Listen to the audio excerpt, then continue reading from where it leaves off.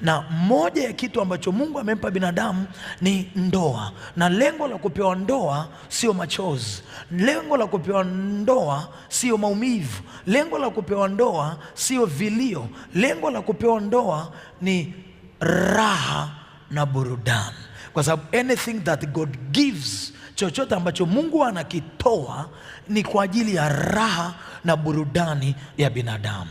Are we still together, people?